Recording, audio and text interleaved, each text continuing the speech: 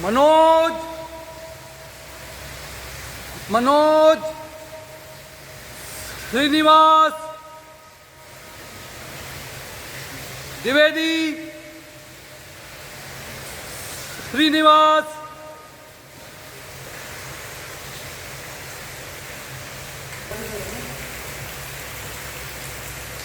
Manoj Manoj Dwivedi Srinivas already will reach in 5 minutes. So minister గారి direction ప్రకారం వాళ్ళందరినీ మనం రెస్క్యూ చేస్తాం. ఇది ఇప్పటి వరకు ఉన్న లోకల్ ఏ పాయింట్ వరకు వెళ్ళారు సార్? మొత్తం మన టనల్ బోరింగ్ మిషన్ ఎక్కడ ఉందో అక్కడ వరకు మనం పోగలుగుతున్నాం. ఆ తర్వాత కొంత సిల్క్ ఉంది.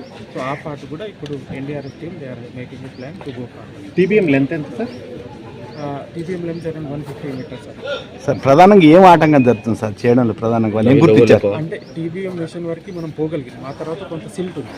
ఆ సిల్ట్ నుంచి అది తీసుకుంటే మనం ఫర్దర్గా ముందుకు పోవాల్సి వస్తుంది. సో ఆ రెస్క్యూ ఆపరేషన్ ఇప్పుడు మినిస్టర్ గారు వచ్చినాక డిస్కస్ చేసి అది స్టార్ట్. దాని గురించి మనకి ఇంకా ఏం తెలియదు, చూస్తేనే తెలుస్తుంది క్లియర్గా కొలాప్స్ అయిందా లేదా అనేది. ఎందుకంటే మొత్తం మనకి సిల్ట్ ఉంటుంది కాబట్టి మనం క్లియర్గా చెప్పలేము. సో కొంచెం ఫార్వర్డ్ పోతే కానీ క్లియర్ ఉంది. ఆక్సిజన్ సప్లై ఉంది, పవర్ సప్లై ఉంది.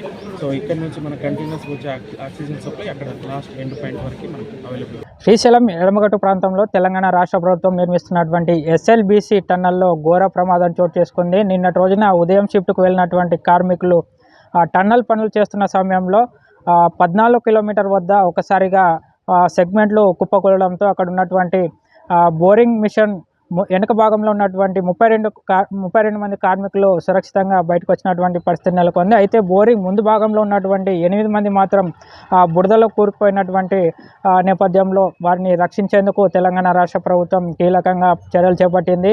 అయితే నిన్నటి రోజున కుప్పకూలిన సమయంలో 8 మందిలో 2 ఇంజనీర్లు 6 మంది కార్మికులు అక్కడే చిక్కుకున్నటువంటి పరిస్థితుల నేపథ్యంలో ఎస్డీఆర్ఎఫ్ ఎన్డీఆర్ఎఫ్ బృందాలు కూడా వారిని బయటికి తీసుకొచ్చేందుకు ముమ్మర ప్రయత్నాలు అయితే చేపడుతూ ఉన్నాయి. నిన్నటి రోజున రాత్రి 10 గంటల సమయం వరకు కూడా వారిని బయటికి తీసుకొచ్చేందుకు ఎస్డీఆర్ఎఫ్ ఎన్డీఆర్ఎఫ్ బృందాలు ముమ్మర చర్యలు అయితే చేపట్టాయి. అయితే నిన్నటి రోజున రాత్రి 10 గంటల సమయంలో దాదాపు 13 కిలోమీటర్ వరకు వెళ్ళినటువంటి ఎస్డీఆర్ఎఫ్ ఎన్డీఆర్ఎఫ్ బృందాలు వారిని బయటికి తీసుకొచ్చేందుకు ప్రయత్నించగా అక్కడ భారీగా మట్టి బురద నీళ్ళంతా కూడా ఉన్నటువంటి పరిస్థితుల్లో వెనుతిరిగి బయటికి వచ్చినటువంటి పరిస్థితి. అయితే ఇవాళ ఉదయం నుంచే కూడా వారిని బయటికి తీసుకొచ్చేందుకు ఎస్డీఆర్ఎఫ్ ఎన్డీఆర్ఎఫ్ బృందాలతో పాటు తెలంగాణ సింగరేణి రిస్క్ టీం కూడా అక్కడికి చేరుకుంది. వారితో పాటు తెలంగాణ ఆర్మీ 27 మందితో కూడినటువంటి ఆర్మీ బృందం కూడా ఆ ప్రాంతానికి చేరుకుంది. అయితే నిన్నటి రోజున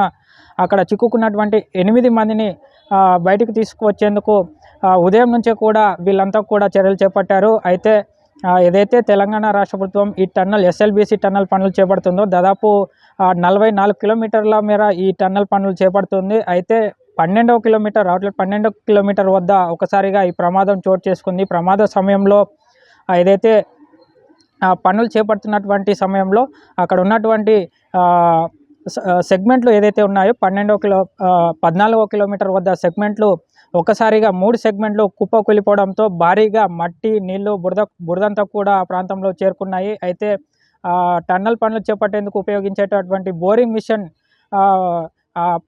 కుప్పకూలిన సమయంలో బోరింగ్ మిషన్ 14 కిలోమీటర్ల నుంచి దాదాపు 80 మీటర్ల మేర వెనక్కి వచ్చినటువంటి పరిస్థితి నెలకొంది. అంతటి ఫోర్స్తో ఒక్కసారిగా మట్టి నీళ్లు కూడా ఆ ప్రాంతంలో చేరుకోవడంతో బోరింగ్ మిషన్ వెనుక భాగంలో ఉన్నటువంటి 32 మంది అయితే సురక్షితంగా వచ్చారు. కానీ ముందు భాగంలో ఉన్నటువంటి వారు మాత్రం ఆ బురదలోనే కూరుకుపోయినటువంటి పరిస్థితి నెలకొంది. అయితే వారిని రక్షించేందుకు వారిని బయటికి తీసుకొచ్చేందుకు ప్రయత్నాలు చేపడుతున్నటువంటి ఈ బృందాలంతా కూడా కాసేపటి క్రితమే ఆ బోరింగ్ ఏదైతే టన్నల్ ప్రమాదం చోటు చేసుకుందో అక్కడ ఉన్నటువంటి బోరింగ్ మిషన్ వద్దకు చేరుకున్నారు. 14 కిలోమీటర్ వద్ద దాదాపు 80 మీటర్ల డిస్టెన్స్ ఉంటుంది. 80 మీటర్ల వెనుక వరకు ఉన్నటువంటి ఈ బోరింగ్ మిషన్ వరకు చేరుకున్నటువంటి ఎస్డీఆర్ఎఫ్ బృందాలతో పాటు తెలంగాణ సింగరేణి రిస్క్ టీము అదేవిధంగా ఆర్మీ బృందాలు కూడా ఆ ప్రాంతానికి చేరుకున్నాయి. వాళ్ళని రక్షించేందుకు వాళ్ళని బయటకు తీసుకొచ్చేందుకు ముమ్మర ప్రయత్నాలు అయితే చేపడుతున్నారు. అయితే చిమ్మ చీకటి అదేవిధంగా బురద నీళ్లు కూడా భారీగా ప్రాంతంలో ఉండడంతో నీళ్ళన్నిటినీ కూడా భారీ యంత్రాలతో బయటికి తోడిస్తున్నటువంటి పరిస్థితి అయితే కనపడతా ఉంది. అయితే అక్కడ నీళ్ళనైతే తోడొచ్చు కానీ అక్కడ ఉన్నటువంటి బురద మట్టిని మాత్రం బయటికి తీసేందుకు కాస్త రిస్క్తో కూడుకున్నటువంటి పని. అయితే ఈ క్రమంలో ఈ మట్టి బురదను బయటికి తీసే క్రమంలో వాళ్ళకి ఆక్సిజన్ ఏ విధంగా అందించాలన్న ఆలోచనలతో కూడా భారీగా ప్రయత్నాలు చేపడుతున్నారు. అయితే ఇప్పటికీ ప్రమాదం జరిగి ఇప్పటికీ 24 గంటల సమయం పూర్తయిన నేపథ్యంలో వారు ప్రాణాలతో ఉన్నారా లేరా అన్నది అందరిలోనూ సర్వత్రా ఉత్కంఠ నెలకొంది. ఏది ఏమైనప్పటికీ వారిని బయటికి తీసుకొచ్చేందుకు కూడా అధికారులు కూడా ముమ్మర ప్రయత్నాలు అయితే చేపడతా ఉన్నారు. ఇప్పటికే అక్కడికి చేరుకున్నటువంటి 14వ కిలోమీటర్ వరకు చేరుకున్నటువంటి ఈ SDRF, NDRF బృందాలు వారిని బయటికి తీసుకొచ్చేందుకు అయితే చర్యలు చేపట్టారు. అయితే అక్కడ ఉన్నటువంటి వారిని ఆ పేర్లతో పిలిచినప్పటికీ అక్కడ నుంచి ఏదైతే ఆ బురదలో చిక్కుకున్న వారి నుంచి ఆ రెస్పాన్స్ అయితే రాకపోవడంతో బోరింగ్ మిషన్ వరకు వెళ్ళినటువంటి బృందాలు అయితే ఆ మట్టిని ఏ విధంగా తీసేయాలి, ఎంత మేర ఆ మట్టి కూరుకుపోయింది, ఎంత లోతు వరకు చేరుకుంది అవన్నీ కూడా అంచనా వేసి ఇంకా ఫాస్ట్గా, అంటే ఇప్పుడు ఏదైతే ఈ బురద నీళ్ళన్నింటినీ తీసేస్తూ ఉన్నారో అలాంటిది కాకుండా ఇంకా మెరుగైన యంత్రాలతో మెరుగైన సహాయక చర్యలు చేపట్టి వాడిని బయటికి తీసుకొచ్చేందుకు అయితే చర్యలు చేపడుతూ ఉన్నారు.